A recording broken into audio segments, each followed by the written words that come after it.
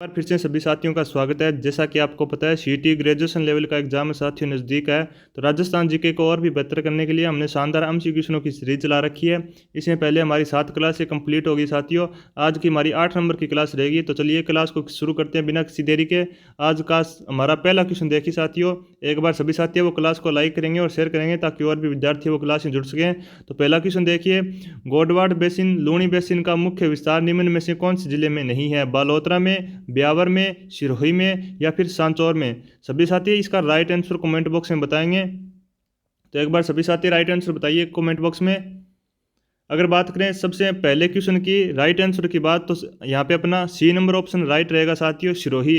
अगर बात करें साथियों सांचौर की बात करें तो सभी साथी नोट कर लेंगे, सभी क्वेश्चनों को व्याख्या सहित पढ़ेंगे। तो देखिए सांचौर के बारे में बात करें तो सांचौर को राजस्थान का पंजाब कहा जाता है। क्या कहा जाता है साथियों? सांचौर को राजस्थान का पंजाब कहा जाता है। क्या कहा जाता है साथियों? पंजाब कहा जाता है सांचौर को। और अगर बात करें अपने पश्चिमी मरुस्थल की गंगा किसे कहते हैं, तो ये भी क्वेश्चन आप नोट कर लेंगे साथियों। पश्चिमी मरुस्थल की गंगा, सभी साथी ध्यानपूर्वक सुनेंगे। अगर बात करें आपसे क्वेश्चन पूछ लिया जाए कि पश्चिमी मरुस्थलीय की गंगा किसे कहते हैं, तो सभी साथी नोट करेंगे इसका राइट आंसर लूणी नदी को क्या कहा जाता है साथियों? पश्चिमी मरुस्थल की गंगा। सभी साथी नोट कर लेंगे आंसर लूणी नदी। यहाँ पे अपना राइट आंसर हो जाएगा साथियों लूणी नदी। तो ये आज का हमारा पहला क्वेश्चन। एक बार सभी साथी दोबारा से देखेंगे। अगर बात करें सांचौर की, तो सांचौर को राजस्थान का पंजाब कहा जाता है। और अगर आपसे क्वेश्चन पूछ लिया जाए कि पश्चिमी मरुस्थल की गंगा किसे कहते हैं, तो यहाँ पे अपना लूणी नदी है, राइट आंसर रहेगा। और अगर बात करें लूणी बेसिन का मुख्य विस्तार, आपके सामने जैसे कि मैंने आपको बताया 4 ऑप्शन दिए हैं, इनमें से कौन से जिले में नहीं है, तो सिरोही जिले में लूणी बेसिन का विस्तार नहीं है। आगे देखेंगे साथियों आज का हमारा 2 नंबर क्वेश्चन। 2 नंबर क्वेश्चन देखें साथियों, राजस्थान में अरावली में सर्वाधिक गैप या फिर आप कह सकते हैं अंतराल कहाँ पर पाया जाता है? उदयपुर में, सिरोही में या फिर अजमेर में या फिर सीकर में? अरावली में सर्वाधिक अंतराल कहाँ पर पाया जाता है, तो इसका भी राइट आंसर बताएंगे। इंपॉर्टेंट क्वेश्चन है साथियों, राजस्थान के भौतिक प्रदेश में से आपसे 1 या 2 क्वेश्चन है वो पूछे जाने की संभावना है सीईटी ग्रेजुएशन लेवल के एग्जाम में। तो एक बार सभी साथी इसका राइट आंसर बताने का प्रयास करेंगे। तो देखिए साथियों इसका राइट आंसर की बात करें तो यहाँ पे अपना 3 नंबर ऑप्शन राइट रहेगा अजमेर में, यानी कि अजमेर में अरावली का सर्वाधिक अंतराल पाया जाता है। कहाँ पर? अजमेर में। अगर बात करें साथियों अजमेर की, अगर एक बार सभी साथी क्लास को लाइक करेंगे और शेयर भी करना मत भूलिएगा। अगर आपको क्लास अच्छी लग रही है तो एक बार लाइक करेंगे जरूर। तो देखिए साथियों अजमेर की बात करें तो राजस्थान का हृदय कहा जाता है। क्या कहा जाता है साथियों अजमेर को? राजस्थान का हृदय। सभी साथी नोट कर लेंगे, राजस्थान का हृदय किसको कहा जाता है साथियों? अजमेर को राजस्थान का हृदय कहा जाता है। और अगर बात करें अजमेर की, तो भारत का मक्का, सभी साथी नोट कर लेंगे, भारत का मक्का। भारत का मक्का भी किसे कहते हैं साथियों? अजमेर को भारत का मक्का कहते हैं। तो ये अपने अजमेर के बारे में कुछ फैक्ट थे साथियों जो आपको पता होना चाहिए। अब बढ़ेंगे साथियों नेक्स्ट क्वेश्चन की तरफ। आज का हमारा 3 नंबर क्वेश्चन देखिए, राजस्थान का सर्वाधिक घना बसा हुआ भौतिक प्रदेश है। अपना सबसे पहले आपके सामने 4 ऑप्शन है, देखिए आप इन 4 ऑप्शन में से राइट आंसर आपको बताना है। दक्षिण पूर्वी पठारी प्रदेश या फिर पूर्वी मैदानी प्रदेश या फिर अरावली पर्वतीय प्रदेश या फिर उत्तर पश्चिमी मरुस्थलीय प्रदेश। तो राइट आंसर बताने का प्रयास करें सभी साथी कमेंट बॉक्स में, जोश से राइट आंसर बताएंगे सभी साथी। क्वेश्चन नंबर 3 का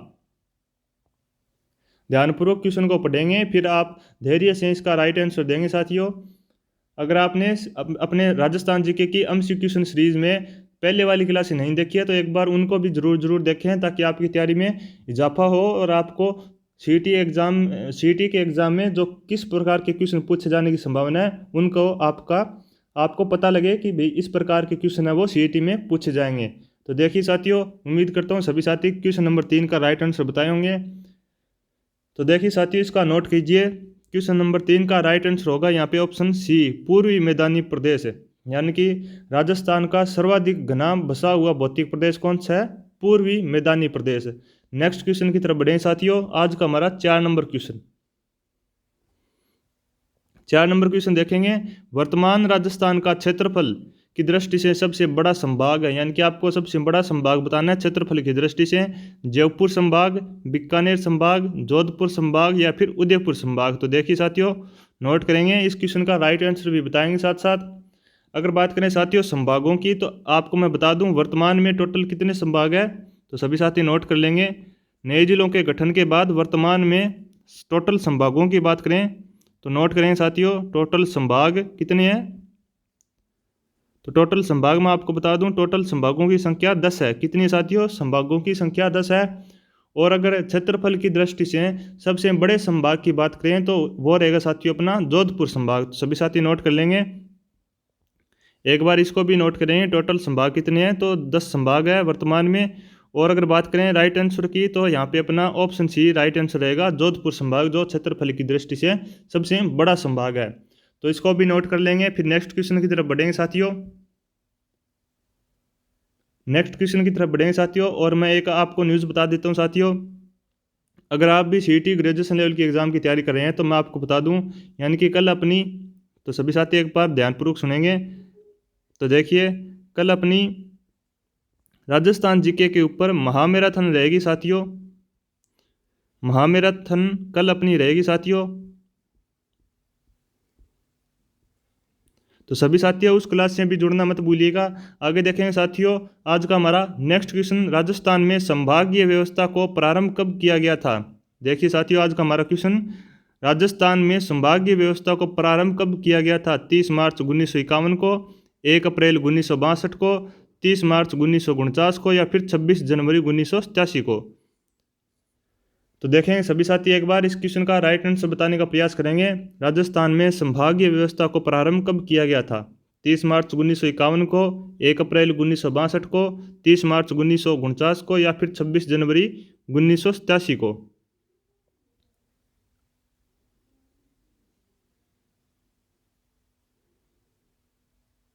देखेंगे साथियों, राइट आंसर बताने का प्रयास करेंगे। सभी साथी कमेंट बॉक्स में इसका राइट आंसर बताएंगे। संभागीय व्यवस्था को प्रारंभ कब किया गया था। 30 मार्च 1949 को, 1 अप्रैल 1962 को, 30 मार्च 1951 को, 26 जनवरी 1987 को। तो नोट करेंगे साथियों, इसका राइट आंसर की बात करूं तो 30 मार्च 1949 को राजस्थान में संभागीय व्यवस्था को प्रारंभ किया गया था। और अगर बात करें 30 मार्च की, तो आपको पता होना चाहिए, अगर बात करें साथियों 30 मार्च की, तो 30 मार्च को राजस्थान दिवस मनाया जाता है। कौन सा दिवस मनाया जाता है साथियों, राजस्थान दिवस 30 मार्च को मनाया जाता है। यह भी आप साथ साथ नोट कर लेंगे, 30 मार्च को राजस्थान दिवस मनाया जाता है। नेक्स्ट क्वेश्चन की तरफ बढ़ेंगे साथियों, जो इंपॉर्टेंट है, बाप बोल्डर्स किस युग से संबंधित है। हमारा क्वेश्चन है साथियों, बाप बोल्डर्स किस युग से संबंधित है। प्री कैम्ब्रियन काल से, या फिर परमियन कार्बोनिफेरस काल से, या फिर क्रेटेशियस काल से, या फिर इयोसीन काल से। तो राइट आंसर आप कमेंट बॉक्स में बताएंगे सभी साथी।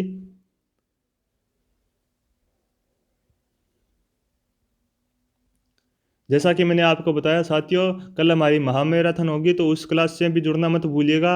और अगर आप सीईटी के अपने मॉडल पेपर, जो ओल्ड मॉडल पेपर है साथियों, एक बार मैं आपको बता देता हूँ, जो अपने ओल्ड मॉडल पेपर है सीईटी के, जो पीछे एग्जाम हुए हैं, ओल्ड मॉडल पेपर है साथियों, उसको भी मैंने अभी अपनी सीरीज चल रही है मॉडल पेपर की, तो उसमें हम ओल्ड मॉडल पेपर उनको कवर कर रहे हैं। तो उन क्लासों को भी आप देख सकते हैं। एक अपने यूट्यूब चैनल है साथियों, स्मार्ट क्लासेस एकेडमी के नाम से, इस पर एक सेपरेट प्ले लिस्ट बनी हुई है साथियों, सेपरेट एक प्लेलिस्ट बनी हुई साथियों। वहाँ पर आप जाकर सीईटी के जो ओल्ड मॉडल पेपर है साथियों, उनका पूरा सॉल्यूशन करवाया हुआ है। तो एक बार उनको भी जरूर देखें, और आपको पता लगे कि जो एग्ज़ाम में सीईटी के लेवल में, सीईटी लेवल का एग्ज़ाम है साथियों, उसमें किस प्रकार क्वेश्चन पूछे जाने की संभावना है, और उन क्वेश्चनों का क्या लेवल रहेगा। तो उन क्लासों को देखकर आपको पता लगेगा। तो एक बार सभी साथी है उन क्लासों को भी जरूर देखेंगे। तो इस क्वेश्चन का राइट आंसर आप बताइए साथियों, बाप बोल्डर्स किस युग से संबंधित है।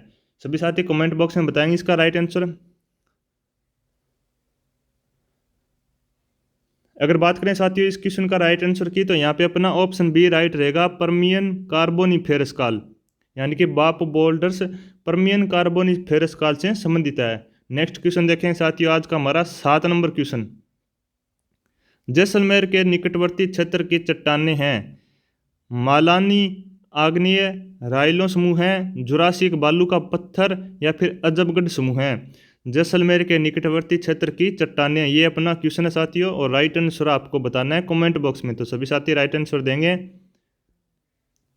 जैसलमेर के निकटवर्ती क्षेत्र की चट्टानें हैं मालानी आग्नेय, राइलो समूह है, और सी नंबर ऑप्शन है अपना जुरासिक बालू का पत्थर, या फिर डी नंबर ऑप्शन है अजबगढ़ समूह है। तो सभी साथी एक बार जोश में राइट आंसर बताएंगे। अपना अपना राइट आंसर खुद टाइप करके क्वेश्चन नंबर 7 लगाकर, और जिसमें आपके सामने 4 ऑप्शन है, इन 4 ऑप्शन में से जो राइट आंसर आपको लगे वो कमेंट बॉक्स में आपको बताना है, ताकि आपकी तैयारी का पता लग सके। और मैं आपको बता दूं साथियों, सभी क्वेश्चन राइट आंसर बताएंगे, क्योंकि अगर आप कोशिश कर रहे हैं राइट आंसर बताने की तो आपकी तैयारी निश्चित रूप से अगले लेवल पर बढ़ेगी। अगर आप कोशिश नहीं कर रहे हैं तो कोशिश कीजिए साथियों, और कोशिश करने वालों की कभी हार नहीं होती। तो देखिए साथियों, 7 नंबर क्वेश्चन का राइट आंसर बताने का प्रयास करेंगे। जैसलमेर के निकटवर्ती क्षेत्र की चट्टानें हैं मालानी आग्नेय राइलो समूह है, या फिर जुरासिक बालू का पत्थर और अजबगढ़ समूह है। तो नोट करेंगे साथियों, क्वेश्चन नंबर 7 का राइट आंसर हो जाएगा यहाँ पे अपना ऑप्शन सी जुरासिक बालू का पत्थर। क्या रहेगा साथियों? जुरासिक बालू का पत्थर यहाँ पे अपना राइट आंसर हो जाएगा। सी नंबर ऑप्शन यहाँ पे अपना राइट रहेगा। आगे देखेंगे साथियों, आज का हमारा 8 नंबर क्वेश्चन साथियों सुमेलित करना है आपको। आपके सामने 4 ऑप्शन है। सबसे पहले सभी साथी इस क्वेश्चन को आराम से पढ़ेंगे, फिर अपने धैर्य से इस क्वेश्चन का आंसर बताएंगे। तो नोट अपने ध्यानपूर्वक पढ़ेंगे साथियों। सबसे पहले सूची 1 को सूची 2 से सुमेलित कीजिए तथा सही उत्तर का चयन नीचे दिए गए कोड से कीजिए। आपके सामने 1 नंबर सूची है अरावली शिखरों की, और 2 नंबर सूची है साथियों उनकी ऊंचाई मीटर में। तो सभी साथी मिलान करके, और आपके सामने 4 ऑप्शन है, इन 4 ऑप्शन में से आपको राइट आंसर बताना है। तो एक बार धैर्य से आराम से आप इस क्वेश्चन को पढ़ेंगे, विश्लेषण करेंगे, और फिर इनमें से 4 ऑप्शन में से आपको राइट आंसर बताना है। सूची 1 में अरावली शिखर दिए हुए हैं, और उनकी ऊंचाइयों से मिलान करके आपको राइट आंसर बताना है। सभी साथी कमेंट बॉक्स में इसका राइट आंसर बताएंगे। आज का हमारा 8 नंबर का क्वेश्चन है साथियों, सभी साथी ध्यान देंगे। 8 नंबर का अपना ये क्वेश्चन है साथियों। एक बार सभी साथी क्लास को लाइक करेंगे और शेयर करेंगे, और अगर आपको क्लास अच्छी लगी है तो एक बार सभी साथी कमेंट बॉक्स में मुझे बताएंगे। और मैं देख रहा हूँ साथियों, जितनी आपकी संख्या है देखने की, तो उससे बहुत ज़्यादा कम बच्चे हैं जो अपने यूट्यूब चैनल को सब्सक्राइब कर रहे हैं। तो एक बार सभी साथी मेक श्योर करेंगे कि आपने यूट्यूब चैनल है अपना स्मार्ट क्लासेस एकेडमी के नाम से, इसको सब्सक्राइब किया है या फिर नहीं किया। अगर नहीं किया तो एक बार जल्दी से सब्सक्राइब कर लेंगे, और इस क्वेश्चन पर लौट कर इसका राइट आंसर बताने का प्रयास करेंगे। सूची 1 को सूची 2 से मिलाना है।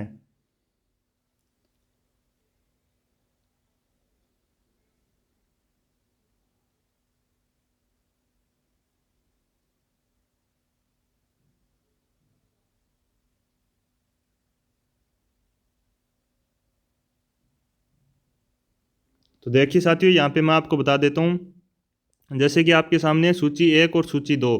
तो देखिए साथियों, अगर अचलगढ़ की बात करें तो अचलगढ़ की ऊंचाई साथियों 1380 मीटर। तो सभी साथी देख लेंगे, 4 नंबर इससे एन से मिलान हो जाएगा। अगर ऋषिकेश की शिखर की बात करें तो इसकी ऊंचाई है साथियों 1017 मीटर। कितनी है साथियों? 1017 मीटर। और अगर भोजगढ़ की बात करें, यानी कि ऑप्शन सी की बात करें, तो इसकी ऊंचाई है साथियों भोजगढ़ की 997 मीटर। और अगर सज्जनगढ़ की बात करें तो साथियों इसकी ऊंचाई है 938 मीटर। सभी की ऊंचाई साथियों मीटर में है। तो आप देख सकते हैं साथियों, 1 नंबर ऑप्शन का अपने से मिलान हो रहा है 4 नंबर का, और बी नंबर ऑप्शन का मिलान हो रहा है साथियों 3 नंबर से, और सी नंबर ऑप्शन का मिलान हो रहा है साथियों, एक बार सभी साथी ध्यान देंगे, सी नंबर का ऑप्शन का मिलान हो रहा है 2 नंबर से। कितने से? 2 नंबर से। और डी नंबर से मिलान हो रहा है साथियों ऑप्शन 1 से, यानी कि सूची 2 में 1 नंबर से, यानी कि सज्जनगढ़ की ऊंचाई है वो 938 मीटर है। तो यहाँ पे आप देख सकते हैं, आपके सामने कोड निकल के आ रहा है 4 3 2 और 1 है। यानी कि जिस क्वेश्चन में, जिस अपने ऑप्शन में 4 3 2 1 है, वह अपना राइट आंसर हो जाएगा। तो यहाँ पे देखिए सी नंबर ऑप्शन में अपना राइट आंसर है 4 3 2 1। यहाँ पे सी नंबर ऑप्शन अपना करेक्ट आंसर रहेगा साथियों। तो सभी साथी नोट कर लेंगे। एक बार दोबारा से देखेंगे, अचलगढ़ की ऊंचाई साथियों 1380 मीटर, ऋषिकेश की ऊंचाई साथियों 1017 मीटर, भोजगढ़ की ऊंचाई साथियों 997 मीटर, और सज्जनगढ़ की ऊंचाई साथियों 938 मीटर। तो अब नेक्स्ट क्वेश्चन की तरफ बढ़े साथियों। आज का हमारा नेक्स्ट क्वेश्चन है क्वेश्चन नंबर 9। सभी साथी ध्यानपूर्वक देखें। आज के हमारे 9 नंबर क्वेश्चन में निम्नलिखित में से सत्य कथन की पहचान कीजिए। 9 नंबर क्वेश्चन है साथियों आज का हमारा, सत्य कथन की पहचान करनी है आपको। तो सभी साथी देखेंगे, पहला ऑप्शन है अपने सामने राजस्थान में सर्वाधिक वार्षिक तापांतर वाला जिला जैसलमेर है।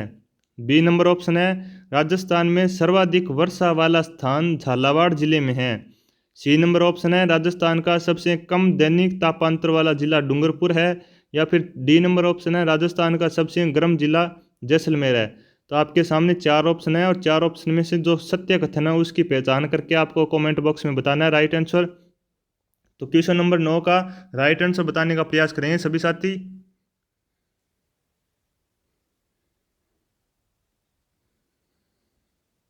अगर आपको क्लास अच्छी लग रही है तो एक बार सभी साथी मेक श्योर करेंगे कि आपने क्लास को लाइक किया और शेयर भी करेंगे, ताकि और भी विद्यार्थी क्लास में जुड़ सकें और अपनी तैयारी को बेहतर बना सकें। इसी टाइप के क्वेश्चन है साथियों आपको सीईटी ग्रेजुएशन लेवल में एग्जाम के अंदर आपको पूछे जाएंगे। तो जल्दी से जल्दी क्लास को शेयर करेंगे और क्लास के अंत तक बने रहेंगे सभी साथी, और कमेंट बॉक्स में इस क्वेश्चन का राइट आंसर बताएंगे साथियों। आज का हमारा 9 नंबर क्वेश्चन है, आप टाइप करेंगे साथियों क्वेश्चन नंबर 9।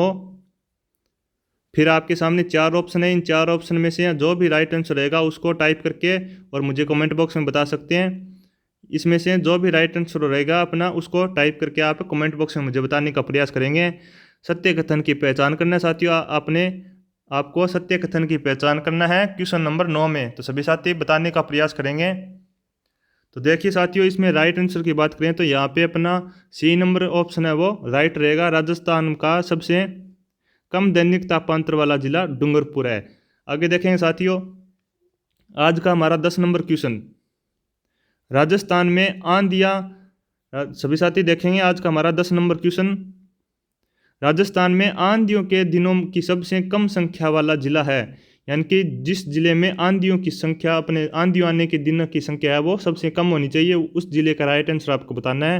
गंगानगर में, चूरू में, कोटा में या फिर झालावाड़ में से। तो राइट आंसर बताने का प्रयास करेंगे एक बार सभी साथी राइट आंसर बताने का प्रयास करेंगे। राजस्थान में आंधियों के दिनों की सबसे कम संख्या वाला जिला है गंगानगर है, चूरू है, कोटा है या फिर झालावाड़ है। अगर मैं आपके सामने साथियों बात करूं गंगानगर की, तो देखिए साथियों गंगानगर में ध्यान दीजिए, एक बार सभी साथी ध्यानपूर्वक सुनेंगे। तो देखिए गंगानगर की अगर बात करें साथियों तो गंगानगर में सबसे ज़्यादा आंधी आती है। सबसे ज़्यादा आंधी कहाँ पर आती है साथियों? सबसे ज़्यादा आंधी गंगानगर में आती है, और गंगानगर के बाद में हनुमानगढ़ जिले में सबसे ज़्यादा आंधी आती है। गंगानगर में लगभग सबसे ज़्यादा आंधी आती है और लगभग 27 दिनों तक गंगानगर में आंधी आती है। कितने दिनों तक आती है साथियों? 27 दिनों तक गंगानगर में आंधी आती है। और फिर अगर अपने ऑप्शन बी है अपना चूरू की बात करें तो साथियों नोट करेंगे चूरू के बारे में, ध्यानपूर्वक भी सुनेंगे। चूरू गर्म व ठंडा, सभी साथी देखेंगे चूरू जिला है वो गर्म और ठंडा जिला दोनों में आता है। यानी कि चूरू में गर्म व ठंडा जिला दोनों के अंतर्गत आता है। और अगर कोटा की बात करें तो सभी साथी ध्यानपूर्वक देखें एक बार, कोटा की बात करें तो ध्यानपूर्वक देखेंगे कोटा के बारे में। तो देखिए साथियों कोटा के बारे में सभी साथी ध्यानपूर्वक सुने कोटा के बारे में। तो कोटा को इंद्रप्रस्थ नगरी कहते हैं। कि कौन सी नगरी कहते हैं साथियों? सभी साथी देख लेंगे, इंद्रप्रस्थ नगरी किसको कहते हैं? कोटा को कहते हैं। इंद्रप्रस्थ नगरी कोटा को कहते हैं, यह भी आपको पता होना चाहिए। और अगर कोटा की बात करें तो कोटा को प्राचीन काल में नंदग्राम कहते थे। क्या कहते थे साथियों? नंदग्राम कोटा को प्राचीन काल में कहा जाता था। नंदग्राम कोटा को प्राचीन काल में कहा जाता था। और अगर बात करें कोटा की तो कोटा में यातायात पार्क है। कौन सा पार्क है साथियों?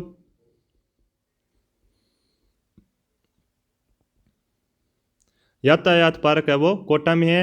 और कोटा को उद्यानों का शहर भी कहा जाता है। कौन सा शहर कहा जाता है साथियों? उद्यानों का शहर भी कोटा को कहा जाता है। सभी साथी नोट करेंगे, उद्यानों का शहर भी कोटा को कहा जाता है। इस प्रकार अपने कल जो महामैराथन होगी इस प्रकार के अपने क्वेश्चन रहेंगे। और इसी प्रकार जिस प्रकार मैंने इस क्वेश्चन को क्वेश्चन नंबर 10 को समझाया आपको, इसी प्रकार संपूर्ण व्याख्या के तहत अपनी महामैराथन क्लास रहेगी। प्रत्येक प्रश्न को आपको व्याख्या के साथ पढ़ाया जाएगा, तो उस क्लास से जुड़ना मत भूलिएगा साथियों। आपने अगर YouTube channel smart classes academy का यूट्यूब चैनल है वो सब्सक्राइब कर लिया तो आपको कल क्लास कब किस टाइम पे होगी तो आपको पता लग जाएगा। तो एक बार मेक श्योर करेंगे कि आपने अपना YouTube channel smart class academy को सब्सक्राइब किया है या फिर नहीं किया है। तो एक बार देखिए साथियों कोटा के बारे में दोबारा से देखेंगे। कोटा की बात करें साथियों, कोटा की बात करें तो कोटा को इंद्रप्रस्थ नगरी कहते हैं। कौन सी नगरी कहते हैं साथियों? सभी साथी देखेंगे, इंद्रप्रस्थ नगरी कोटा को कहते हैं। प्राचीन काल में इसे नंदग्राम कहा जाता था। क्या कहा जाता था साथियों? प्राचीन काल में इसे नंदग्राम कहते थे। और कोटा में ही यातायात पार्क है। कौन सा पार्क स्थित है साथियों कोटा में? यातायात पार्क कोटा में है। और इसे उद्यानों का शहर भी कहते हैं, यह भी आपको पता होना चाहिए। कोटा को उद्यानों का शहर भी कहते हैं। और अगर गंगानगर की बात करें तो गंगानगर में सबसे ज़्यादा आंधी आती है साथियों, और लगभग 27 दिनों तक गंगानगर में आंधी आती है। और गंगानगर जिले के बाद सबसे ज़्यादा आंधी है वो हनुमानगढ़ डिस्ट्रिक्ट में आती है। और अगर इस क्वेश्चन की बात करें साथियों तो इसका राइट आंसर हो जाएगा अपना ऑप्शन डी, यानी कि झालावाड़। सभी साथी नोट कर लेंगे। राजस्थान में आंधियों के दिनों की सबसे कम संख्या वाला जिला कौन सा है? तो झालावाड़ यहाँ पे अपना राइट आंसर हो जाएगा।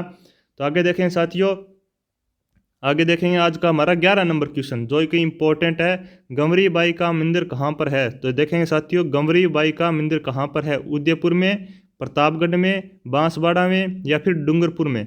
सभी साथी इसका राइट आंसर कमेंट बॉक्स में बताएंगे।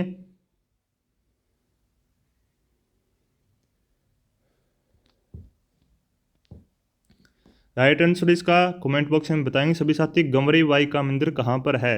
उदयपुर में, प्रतापगढ़ में, बांसवाड़ा में या फिर डूंगरपुर में?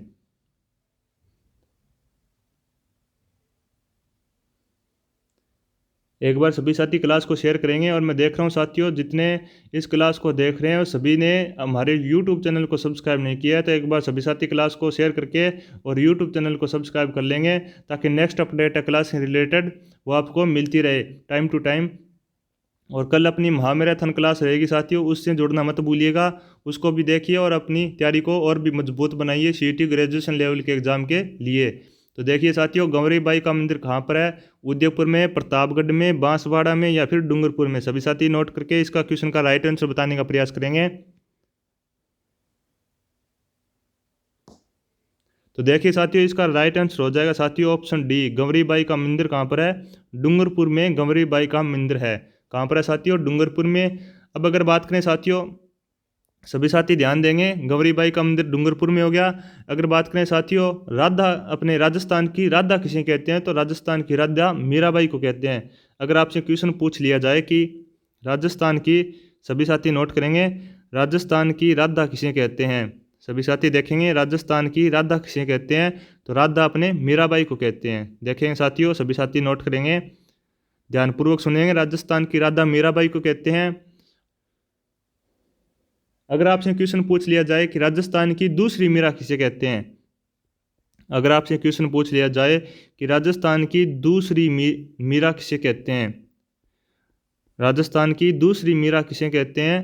तो अपने राइट आंसर हो जाएगा साथियों संत रानाबाई। सभी साथी नोट कर लेंगे, संत रानाबाई को राजस्थान की दूसरी मीरा कहते हैं, संत रानाबाई। सभी साथी नोट कर लेंगे एक बार, संत रानाबाई नोट करेंगे सभी साथी, संत रानाबाई। राजस्थान की राधा आपसे पूछा जाए तो मीराबाई, और अगर आपसे आपसे राजस्थान की दूसरी मीरा पूछ ली जाए तो संत रानाबाई अपना राइट आंसर रहेगा। फिर अगर आपसे क्वेश्चन पूछ लिया जाए साथियों कि आमेर की मीरा किसे कहते हैं? नोट करेंगे क्वेश्चन, आमेर की मीरा, आमेर की मीरा किसे कहते हैं? तो बालाबाई को आमेर की मीरा कहते हैं। सभी साथी देखेंगे, बालाबाई को आमेर की मीरा कहा जाता है। एक बार सभी साथी इन क्वेश्चनों को नोट करेंगे, फिर एक क्वेश्चन और अपना उसको बताएंगे। तो देखेंगे सभी साथी इस क्वेश्चनों को नोट करने का प्रयास करेंगे।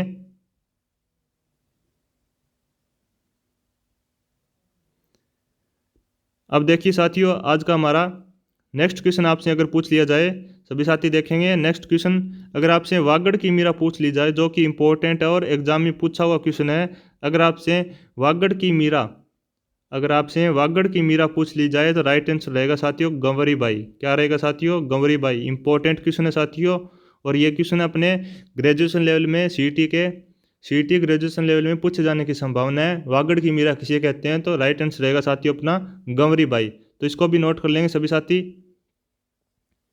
गंवरी बाई को वागड़ की मीरा कहते हैं। तो सभी साथी नोट कर लेंगे।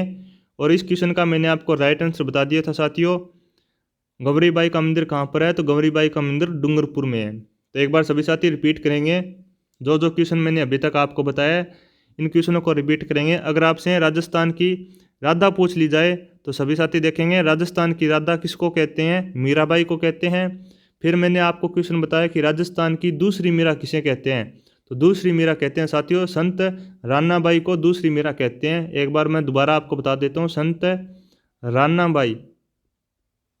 रानाबाई को राजस्थान की दूसरी मीरा कहते हैं। अगर आपसे क्वेश्चन पूछ लिया जाए आमेर की मीरा किसे कहते हैं? तो आमेर की मीरा बालाबाई को कहते हैं। किसको कहते हैं साथियों? बालाबाई को आमेर की मीरा कहते हैं। और सबसे इंपॉर्टेंट क्वेश्चन जो है, वागड़ की मीरा किसको कहा जाता है? तो वागड़ की मीरा गंवरी बाई को कहा जाता है। किसको कहा जाता है साथियों? गंवरी बाई को कहा जाता है। और मैंने बताया आपको गंवरी बाई का मंदिर कहाँ पर है? तो गंवरी बाई का मंदिर डूंगरपुर में है। तो ये आपकी सीईटी ग्रेजुएशन लेवल के लिए एमसीक्यू क्वेश्चनों को अपने पढ़ रहे हैं। जो अगर आपको क्लास अच्छी लगी तो एक बार सभी साथी क्लास को लाइक करेंगे और शेयर करेंगे। और अपना यूट्यूब चैनल साथियों स्मार्ट क्लासेस अकेडमी के नाम से, स्मार्ट क्लासेस अकेडमी के एक बार मैं आपको नोट करवा देता हूँ साथियों, अपना यूट्यूब चैनल का नाम क्या है?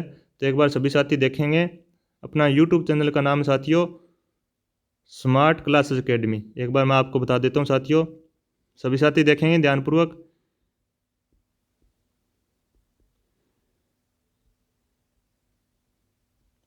स्मार्ट क्लासेस अकेडमी के नाम से अपना यूट्यूब चैनल साथियों। अगर आप भी राजस्थान जीके के handwritten notes free of cost पाना चाहते हैं तो इस यूट्यूब चैनल को ज्वाइन कर लीजिए साथियों, और सब्सक्राइब भी कर लीजिए। और टेलीग्राम के माध्यम से आपको free of cost Rajasthan GK के संपूर्ण नोट्स आपको प्रोवाइड करवा दी जाएंगे साथियों। अगर आप अपने इस यूट्यूब चैनल पर 3000 सब्सक्राइबर पूरे कर देते हो, कितने साथियों? 3000 सब्सक्राइबर जब अपने इस 3000 सब्सक्राइबर कंप्लीट हो जाएंगे इस चैनल पर, तब आपको टेलीग्राम के माध्यम से free of cost Rajasthan GK के हस्तलिखित नोट्स है वो आपको उपलब्ध करवा दिए जाएंगे साथियों। और ये आज की अपनी यहाँ तक क्लास रहती है साथियों राजस्थान जीके के एमसीक्यू क्वेश्चनों की। तो एक बार सभी साथी क्लास को लाइक करेंगे और कमेंट बॉक्स में मुझे बताना मत भूलिए साथियों आपके कितने क्वेश्चन सही हैं। तो आज के लिए इतना ही साथियों, नेक्स्ट मिलते हैं अगली क्लास में। तब तक आप ऐसे ही घर पर बैठे हुए online GK smart class academy के यूट्यूब चैनल से पढ़ते रहिए। धन्यवाद।